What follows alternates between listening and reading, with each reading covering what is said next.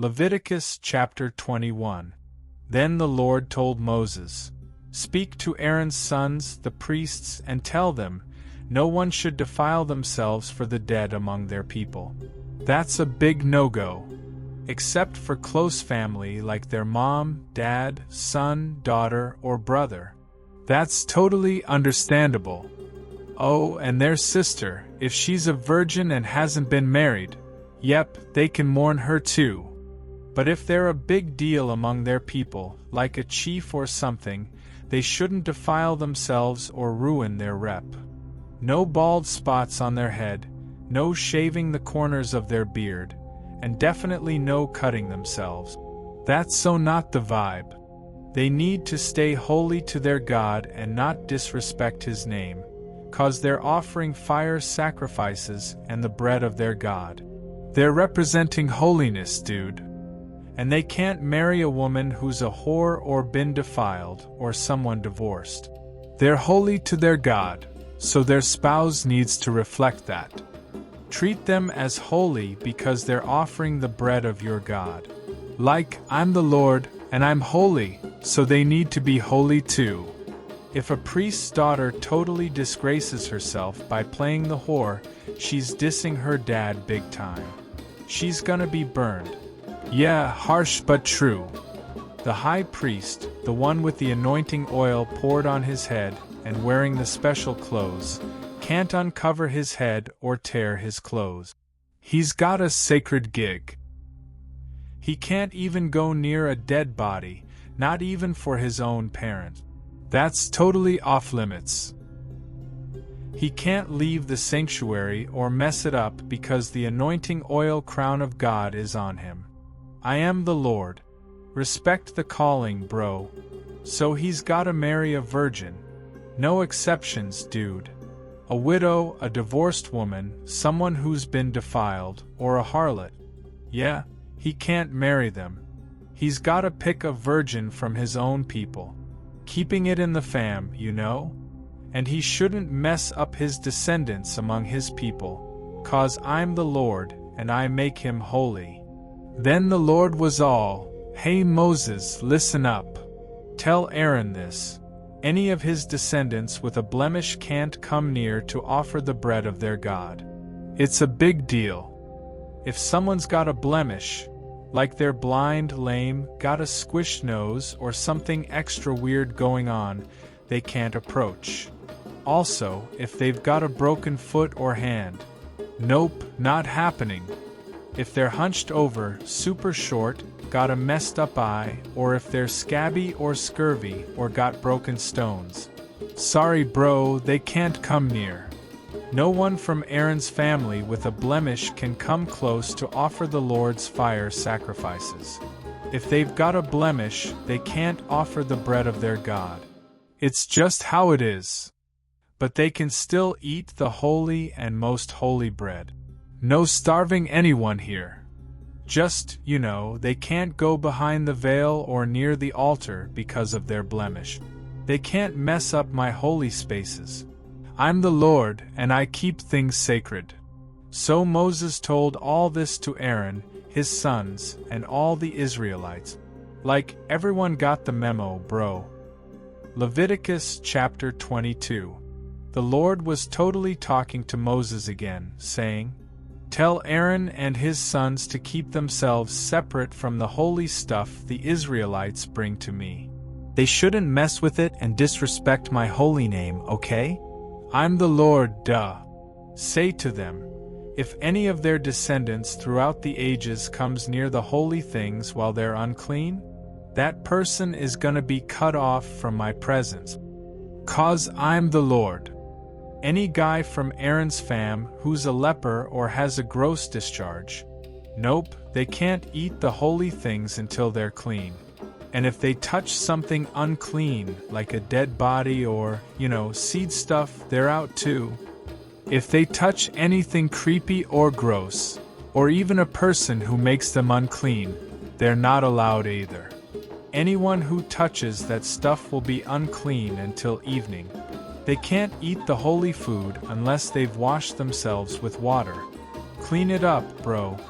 Once the sun sets, they're good to go and can eat the holy food again. That's their grub, you know. Oh, and no eating stuff that died naturally or got torn up by animals. That'll totally make them unclean. I'm the Lord, remember? They've got to follow my rules so they don't sin and end up dying because they disrespected the holy stuff. I'm the Lord who makes them holy, okay? No randos can eat the holy food. Like, if you're just passing through or working for the priest, you're not allowed to touch it. But if a priest buys someone as their servant or they're born in the priest's house, totally different story, they can eat the holy food. If a priest's daughter marries someone outside the priestly fam, though, sorry, no holy food for her anymore. But if she's a widow or divorced, has no kids, and moves back home to her dad's house, she can totally eat her dad's holy food again. No strangers allowed, though. If someone accidentally eats the holy food, they've got to pay back the priest plus an extra 20%. That's the deal. And they shouldn't mess with the holy stuff the Israelites bring to me. Like, don't ruin it for everyone else. And don't let them bear the guilt for eating their holy things wrong. 'Cause, I'm the Lord who makes them holy.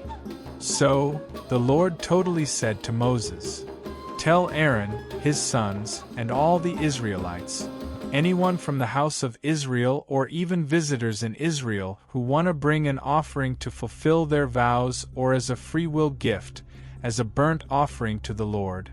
It's gotta be a dude animal, totally flawless, from your cows, sheep, or goats. But if it's got any defect? Hard no, dudes, it won't be accepted. If someone brings a peace offering to fulfill a vow or as a freewill gift, it's gotta be perfect to be accepted. No blemishes allowed, guys. Blind, broken, injured, or covered in sores, scabs, or funky growths. Nope, don't offer those to the Lord. Not even on the altar, big no-no. If it's a bull or lamb that's a little off, like missing parts or extra stuff, you can offer it as a freewill gift, but it won't fly for a vow. Oh, and nothing bruised, crushed, broken, or cut. Don't even try offering that in your land, okay? And no shady offerings from strangers, 'cause their stuff is corrupted and blemished. Totally unacceptable, bro. Then the Lord continued talking to Moses. When you bring a young bull, sheep, or goat, let it chill with its mom for 7 days. Starting day 8, it's fair game as an offering by fire to the Lord. Oh, and don't kill a mama cow or sheep and her baby on the same day. That's just harsh. When you bring a Thanksgiving sacrifice to the Lord, do it willingly, dude. And eat it all the same day. No leftovers, okay? I'm the Lord. So keep my commandments and actually follow them. I'm the Lord. And don't mess with my holy name, but make it totally revered among the Israelites. I'm the Lord who makes you holy. I'm the one who brought you out of Egypt to be your God. So yeah, I'm the Lord. Leviticus chapter 23. And the Lord totally said to Moses, "Tell the Israelites here's the deal with my feasts, holy gatherings that are totally my thing.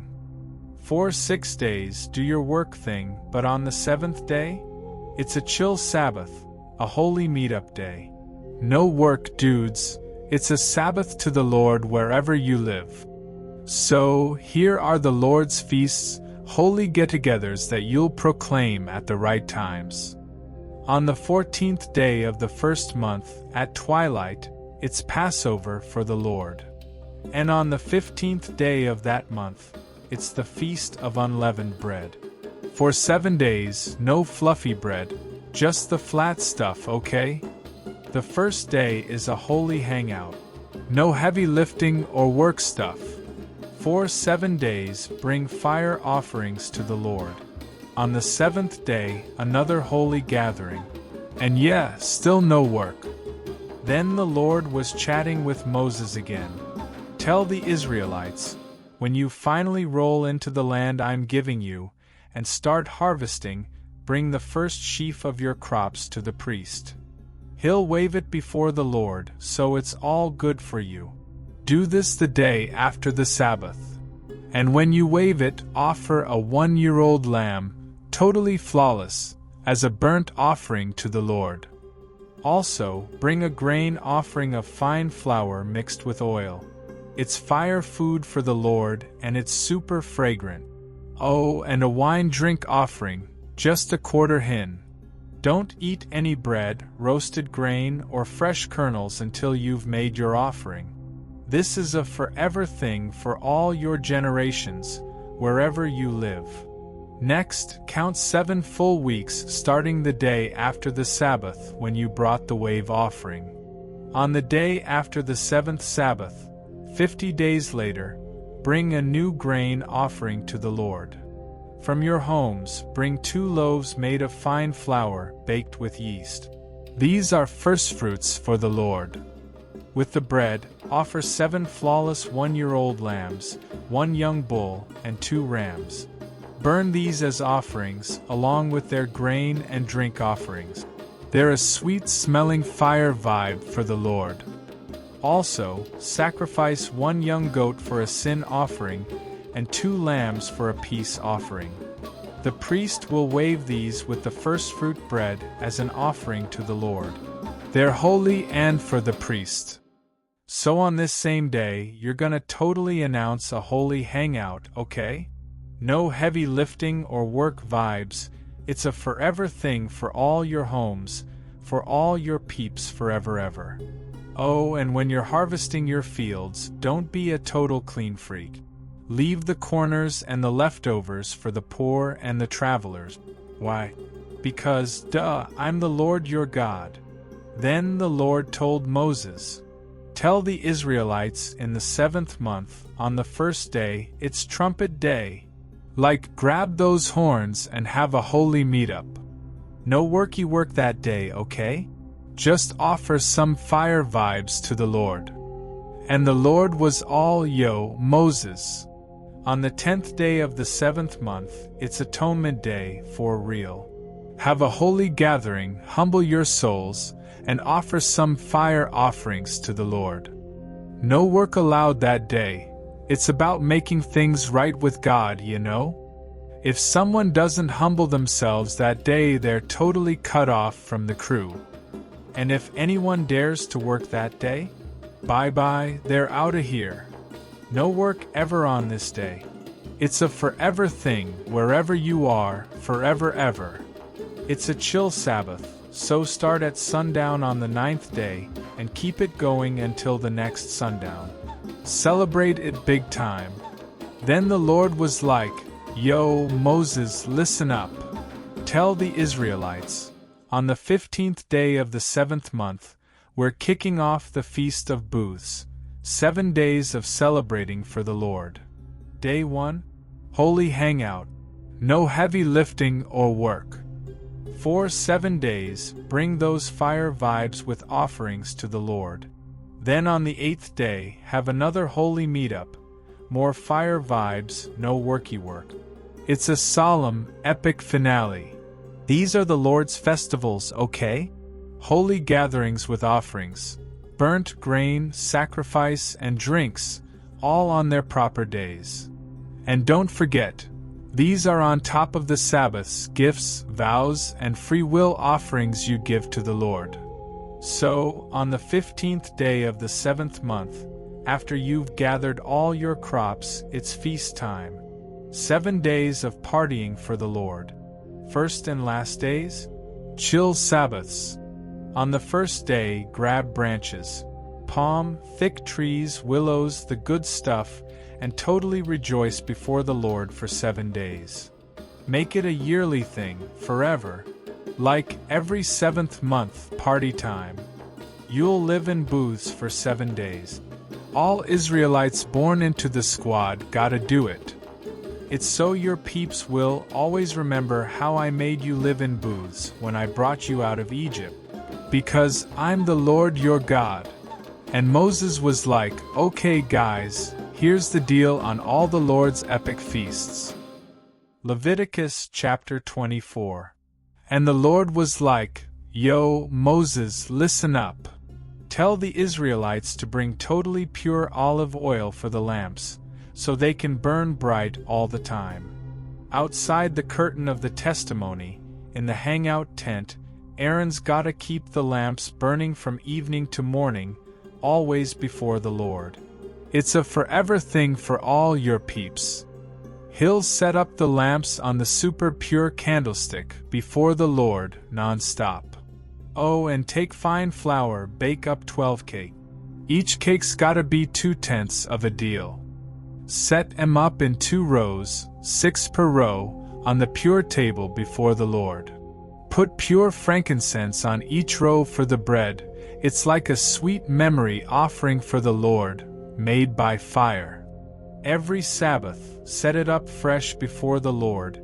It's a forever deal, taken from the Israelites as a super special covenant. Aaron and his sons get to eat it in the holy spot, 'cause it's mega holy. It's their eternal hookup from the fire offerings to the Lord. So this dude, son of an Israelite woman and an Egyptian dad, was hanging out with the Israelites, right? And oh, he gets into it with a guy from Israel in the camp. And the son of the Israelite woman totally dissed the name of the Lord and cursed. So they brought him to Moses. His mom was Shelemith, daughter of Dibri, from Dan's tribe, just FY. They locked him up until they could get some guidance from the Lord about what to do. Then the Lord was all, "Moses, here's the deal. Take the guy who cursed out of the camp. Everyone who heard it needs to lay their hands on his head, and then the whole crew should totally stone him. Tell the Israelites, anyone who curses their God is gonna own up to that sin, no excuses. If someone blasphemes the name of the Lord, they're totally getting put to death. The whole congregation has to stone them, whether they're a local or a stranger. If they diss the Lord's name, it's game over. If someone kills another person, they're getting the death penalty, no doubt. But if they kill an animal, they've got to replace it beast for beast. If someone messes up their neighbor causing a blemish, the same thing's gonna be done to them. Breach for breach, eye for eye, tooth for tooth. Whatever they did to someone else, it's coming back at them, same deal. If someone kills a beast, they've got to restore it. But if they kill a person, yeah, they're gonna be put to death. There's one law for everyone, whether they're a local or a stranger, 'cause I'm the Lord your God." Moses told the Israelites, so they took the guy who cursed out of the camp and stoned him with stones. They did exactly what the Lord told Moses to say. Leviticus chapter 25. Then the Lord was chatting with Moses up on Mount Sinai, you know? And he's all, "Tell the Israelites, when you guys finally roll into the land I'm giving you, the land's gotta take a chill Sabbath for the Lord. For 6 years, you can totally plant your fields, prune your vineyards, and harvest all that sweet fruit. But on the 7th year, it's rest time for the land. No planting, no pruning, just let it vibe out for the Lord. Whatever grows on its own during that year, you don't harvest it, and the grapes you didn't prune, leave them. It's all about giving the land a rad year of rest.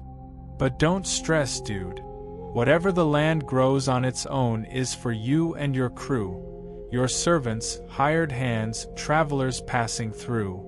Plus, your cattle and wild beasts, they get to chow down on whatever the land gives too. Okay, so count off 7 sets of 7 years, totaling 49 years, dude.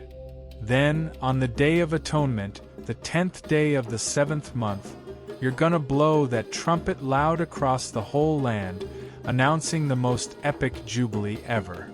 That 50th year?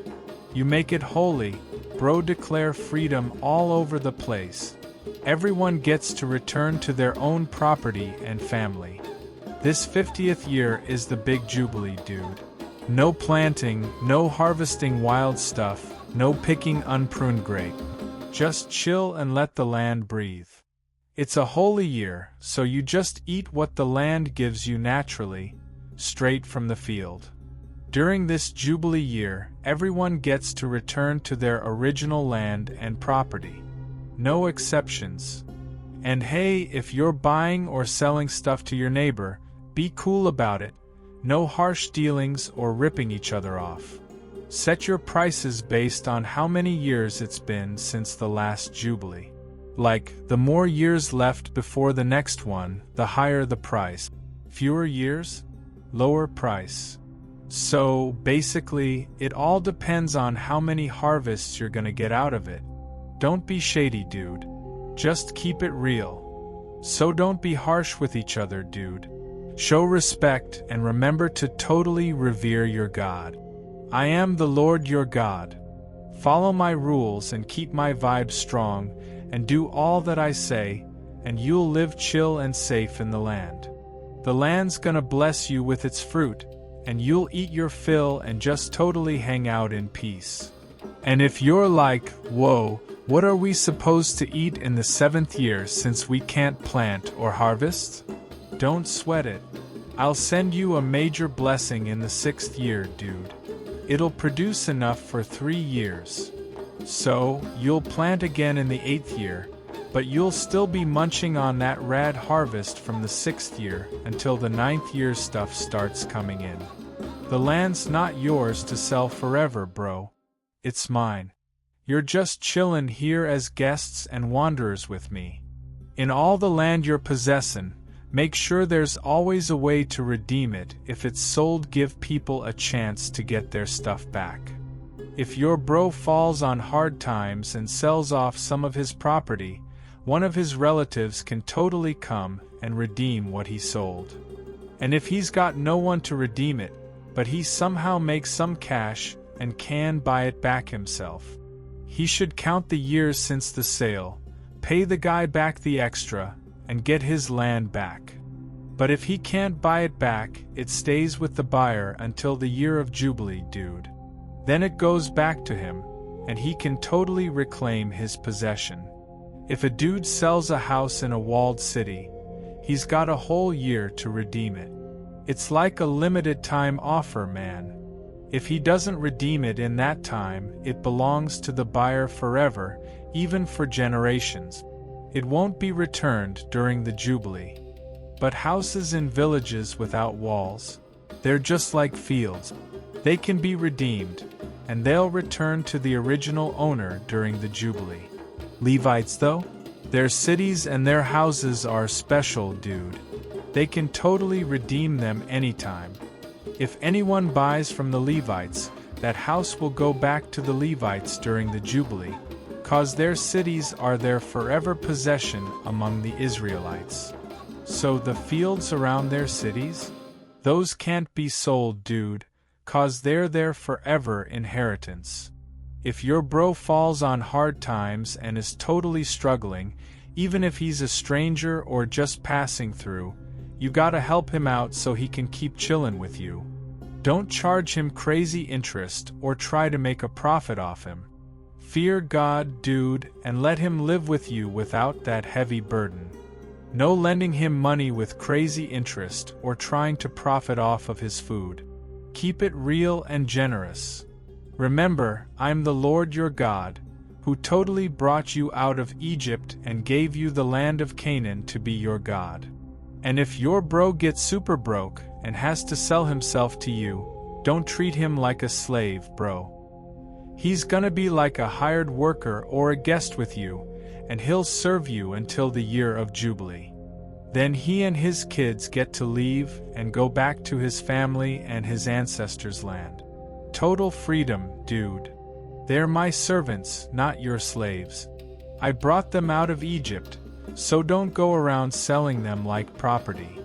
Don't be harsh or brutal with him, man. Always have respect for God. As for servants you keep, Those can be from the nations around you, other dudes and dudettes who aren't Israelites. And yeah, you can buy workers from foreigners living among you, even their kids who were born in your land. They can be part of your crew, and you can pass them on to your kids as inheritance. They'll be with you forever. But don't treat your own people harshly. Respect is key. Now, if a foreigner living with you gets super rich and your brother becomes poor and has to sell himself to that foreigner, he can still be redeemed, dude. One of his brothers can buy him back. His uncle, cousin, or anyone from the fam can redeem him. And if he's able, he can even redeem himself. He's got to work out the cost with the buyer based on the years left until the Jubilee. It's like paying for a hired worker's time. If there's still a lot of years left, the price to redeem him will be higher, bro. But if it's super close to Jubilee, he'll pay less since he's only got a short time left. He's got to be treated like a hired worker, not some slave. And you better not be harsh with him, man. If he doesn't get redeemed by those years, he and his kids will be free at the Jubilee. Freedom always comes back around. Remember, all the Israelites are my servants, dude. They're mine 'cause I brought them out of Egypt. I'm the Lord your God. Leviticus chapter 26. Alright, dudes and dudettes, don't go making idols or carving statues or building those giant stone things to bow down to. 'Cause I'm the Lord your God. Totally keep my Sabbaths and show respect for my sanctuary, 'cause you know I'm the Lord. So, if you follow my rules and actually do what I say, I'll send the rain at just the right time, dude, and the land's gonna totally grow all the good stuff, and the trees will drop sweet fruit. Your harvest is gonna be so gnarly, it'll last until the next planting season. You'll be stuffing your faces with bread and feeling totally safe in your land. I'll bring total peace to your turf. You can chill and sleep without being all freaked out. No wild beasts, no battles, just good vibes. You'll chase off your enemies, and they'll totally drop like flies in front of you. Like 5 of you will chase 100, and 100 of you will send 10,000 running. It's gonna be epic. I'll look out for you, make sure you grow and multiply, and keep my awesome deal with you strong. You'll still be eating last year's crops when it's time to bring in the new stuff. So much food, dude. I'll set up my tent right with you guys, and I won't be disgusted with you or anything. I'll be cruising right there with you, being your God, and you'll totally be my people. I'm the Lord your God, who busted you out of Egypt so you wouldn't be their slaves. I broke your chains so you could stand tall and walk free. But if you don't listen to me and totally ignore my commandments, and if you're all hating on my rules or just straight up despising my decisions so you break my promises, then, dude, I'm gonna drop some harsh vibes. Fear, sickness, and burning fevers that mess you up and break your hearts. You'll plant seeds, but your enemies will be the ones munching on it. I'll turn my face away from you, and your enemies will take you out. Those who hate you will rule over you, and you'll be running scared even when no one's chasing you. And if you're still not listening after all that, I'll have to crank up the punishment 7 times more for your mess-ups. I'm gonna crush your pride and make your sky feel like iron and your earth feel like brass. Nothing's gonna grow, man. You'll waste all your energy for nothing, 'cause your land won't grow crops, and your trees won't be dropping fruit. If you keep going against me and refusing to listen, I'm bringing down 7 times more plagues to match your sins. And I'll even send wild beasts to mess with you, steal your kids, destroy your cattle, and leave you all scattered and barely hanging on. The roads will be totally deserted. So if you're still totally ignoring me and walking the opposite way, major bad vibes, then, dude, I'll have to walk against you, too, and hit you 7 times harder for your sins. I'm gonna send a sword to settle the score over our broken deal. And when you all gather in your cities, I'll drop plagues, and your enemies will totally take you down. When I break the bread supply, 10 chicks will be baking bread in just one oven, and it'll be so little you'll barely get a slice each and still be starving. And if you keep ignoring me after all of that and still walk against me, then I'm gonna go all fury mode and punish you 7 times over for your mess-ups. It'll be so gnarly that you'll be eating your own kid's flesh. Not cool, bro. I'll wreck your high places, smash your idols, and toss your dead bodies on top of your dead idols, 'cause I'll be beyond disgusted.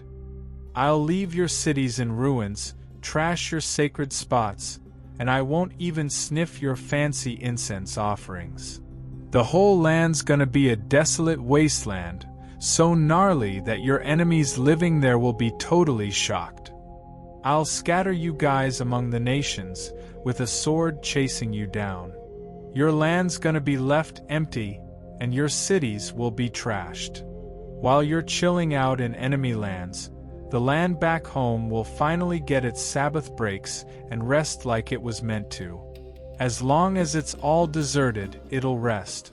'Cause you never let it rest when you were living there, man. For those of you still kicking it, I'll put so much fear in your hearts while you're in enemy lands that even a rustling leaf will freak you out. You'll be running scared from nothing. You'll stumble all over each other like you're dodging a sword that's not even there. You'll be powerless against your enemies. You'll fade away among the nations, and your enemy's land will totally devour you. Those who survive will waste away because of their own sins and the sins of their ancestors. Total bummer. But if they own up to their sins and their ancestors' sins, and admit how they totally turned against me, and if they accept that I had to walk against them and drag them to enemy lands, and if their hard hearts finally soften and they accept their punishment, then I'll remember my promise to Jacob, Isaac, and Abraham. And I'll totally remember the land, dude. The land will rest and enjoy its Sabbaths while it's empty. And they'll finally accept their punishment for hating my rules and being totally against my ways. But even when they're in enemy lands, I won't totally reject them or destroy them or forget my promise. 'Cause I'm still their God. For their ancestors' sake, I'll remember the covenant I made when I rescued them from Egypt. I am the Lord, bro. So these are all the rules, decisions, and laws the Lord laid down for the children of Israel up on Mount Sinai, all through Moses. Leviticus chapter 27. The Lord was chatting with Moses, giving him some major holy deets. Tell the Israelites when someone makes a super special vow and dedicates themselves to the Lord, there's gonna be a value estimate for them. If it's a dude between 20 and 60 years old, the estimate is 50 shekels of silver. You know sanctuary standards. If it's a lady, then her estimate is 30 shekels. Still legit, you know? 4 kids between 5 and 20 years old, a guy's worth is 20 shekels and a girl's worth is 10 shekels. If it's a tiny tot, from a month old to 5 years, then it's like 5 shekels for a boy and 3 shekels for a girl. And if someone's 60 or older, it's 15 shekels for a dude and 10 for a lady. But if they're totally broke and can't meet that estimate, they gotta go to the priest, and he'll judge it based on what they can afford. Fair, right? If someone offers an animal that's meant for sacrifice to the Lord, it's holy. Like, no take-backsies. You can't swap a good animal for a bad one or the other way around. And if you do switch 'em, guess what? They're both holy now. Double blessings, bro. If it's an unclean animal, like something not fit for sacrifice, you gotta bring it to the priest to get evaluated. The priest will check it out, decide if it's good or bad, and that's the value. Whatever he says, it's set. If you want to buy it back, you gotta add a fifth of the value to the estimate. Just like, throw in a little extra, dude. If someone dedicates their house to be holy for the Lord, the priest will estimate its value, whether it's a total palace or a fixer-upper. But if the owner wants to buy it back, they gotta add a fifth of the value to it, and then it's totally theirs again. If a dude dedicates part of his field to the Lord, the value is based on how much barley seed it would take to plant it. Like 50 shekels of silver per homer of barley seed. And if he dedicates his field right from the Year of Jubilee, then it sticks to that estimate. No changes, no takebacks. So if someone dedicates their field after the Jubilee year, the priest's gotta do some math, right? He figures out how much time's left until the next Jubilee and adjusts the value. Simple math, dude. And if the dude wants to buy back his field, he's gotta add an extra fifth of the value to the estimate, and then it's totally his again. But if he decides not to buy it back, or if he sells it to someone else, then sorry bro, it's not getting redeemed anymore.